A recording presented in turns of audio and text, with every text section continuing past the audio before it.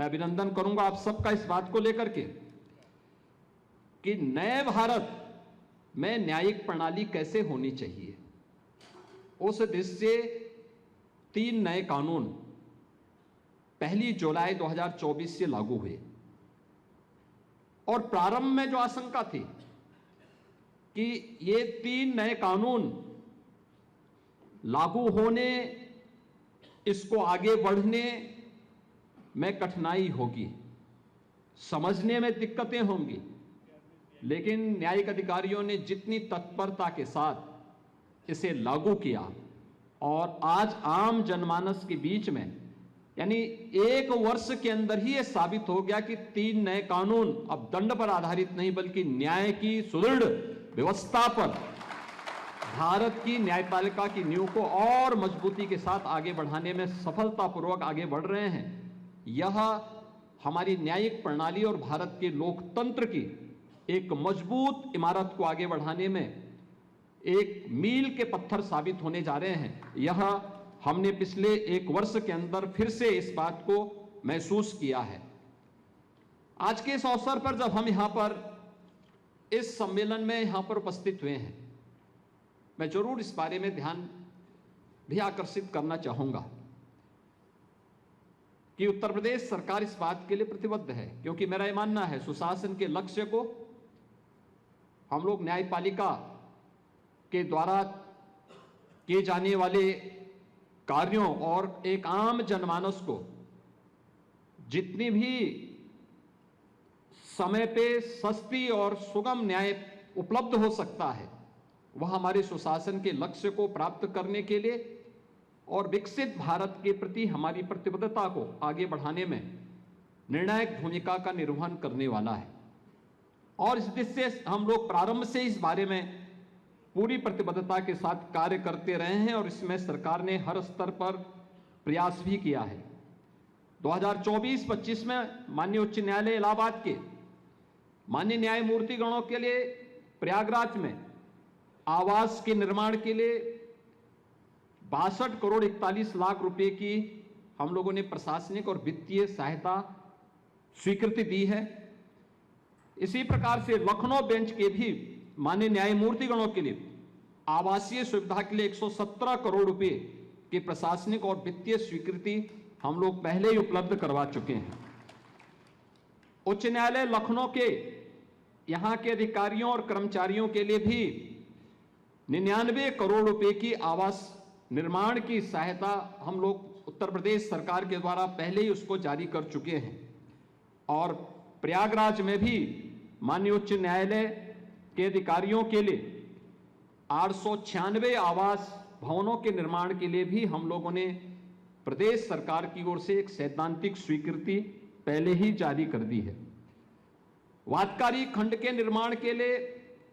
112 करोड़ 6 लाख रुपए, इसके प्रस्ताव को भी हम लोग सैद्धांतिक रूप से आगे बढ़ा चुके हैं। और प्रयागराज में उच्च न्यायालय इलाहाबाद के हेरिटेज भवन के रखरखाव के लिए भी 44 करोड़ 91 लाख रुपए की प्रशासनिक और वित्तीय स्वीकृति राज्य सरकार पहले ही जारी कर चुकी है, जिसके बारे में भी हमारे मुख्य न्यायाधीश महोदय ने ध्यान आकर्षित किया है। न्यायालय के इंफ्रास्ट्रक्चर के बारे में, इंटीग्रेटेड कोर्ट कॉम्प्लेक्स के बारे में, और इसके बारे में हम लोग प्रदेश सरकार ने एक नई व्यवस्था आगे बढ़ाई है जो इंटीग्रेटेड कोर्ट कॉम्प्लेक्स की है, जिसमें जो एक नई संकल्पना है जिसमें जनपद न्यायालय, मोटर एक्सीडेंट से जुड़े हुए जो भी हमारे इस प्रकार के ट्रिब्यूनल हैं, परिवार न्यायालय हैं, हमारे कॉमर्शियल कोर्ट्स हैं और लैंड एक्विजिशन से जुड़े हुए कोर्ट्स हैं, इनसे जुड़े हुए इन सब के लिए भी एक अच्छा इंफ्रास्ट्रक्चर डेवलप हो, इन सभी को एक हम लोग इंटीग्रेटेड कॉम्प्लेक्स उपलब्ध करा सकें। इसके लिए 10 जनपदों में हम लोगों ने इंटीग्रेटेड कोर्ट कॉम्प्लेक्स के लिए अपनी सैद्धांतिक स्वीकृति दी है, जिसमें से 6 जनपदों के लिए हम लोगों ने 1645 करोड़ रुपए की राशि जारी भी कर दी है, जिस पर बहुत शीघ्र एक नए यानी न्यू मॉडल के इंटीग्रेटेड कोर्ट कॉम्प्लेक्सेस हमें वहां उपलब्ध होंगे। इसके अलावा महिलाओं के प्रति अपराध और राज्य सरकार की उसके प्रति गंभीरता को ध्यान में रख करके हम लोगों ने POCSO courts, fast track court और अन्य न्यायालयों की आवश्यकताओं को ध्यान रखते हुए 381 न्यायालयों के गठन को भी अब तक हम लोग पूरा कर चुके हैं। केंद्र सरकार के द्वारा जो कोर्ट रूम एवं आवासीय निर्माण के लिए भी धनराशि समय समय पर जारी की जाती है, वह 2023-24 में 148 करोड़, 2024-25 में 239 करोड़, 2025-26 में अब तक 75 करोड़ से अधिक की धनराशि राज्य सरकार जारी कर चुकी है। जनपदीय न्यायालयों में सीसीटीवी कैमरा और अन्य सुरक्षा उपकरणों के लिए 92 करोड़ रुपए से अधिक की प्रशासनिक और वित्तीय स्वीकृति पहले ही जारी की जा चुकी है। फायर फाइटिंग आदि की स्थापना के लिए 59 जनपदों के लिए अब तक 19 करोड़ रुपए से अधिक की धनराशि भी अमुक्त की जा चुकी है। तो यहां पर हमारे न्यायिक संघ के प्रदेश के अध्यक्ष जी ने कहा था कि द्वितीय राष्ट्रीय न्यायिक वेतन आयोग को उत्तर प्रदेश ने पूर्ण रूप से लागू कर दिया है और देश के उन राज्यों में है जिन्होंने पहले लागू करने वाले अग्रणी राज्यों में से उत्तर प्रदेश है, जिसमें न्यायिक अधिकारियों के वेतन भत्तों के एरियर के भुगतान हेतु 1092 करोड़ 37 लाख रुपए के अधिक की राशि को भी राज्य सरकार ने अपनी स्वीकृति दी है। उत्तर प्रदेश में जो यहाँ पे न्यायिक प्रशिक्षण और अनुसंधान संस्थान है, इसमें 400 बेडेड न्यायिक अधिकारियों के हॉस्टल के निर्माण के लिए भी 54 करोड़ 28 लाख रुपए से अधिक की धनराशि स्वीकृति की जा चुकी है और परियोजना ये लगभग पूर्ण हो चुकी है।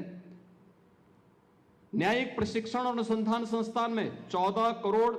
22 लाख रुपए की लागत से एक अच्छा स्पोर्ट्स कॉम्प्लेक्स भी वहां पर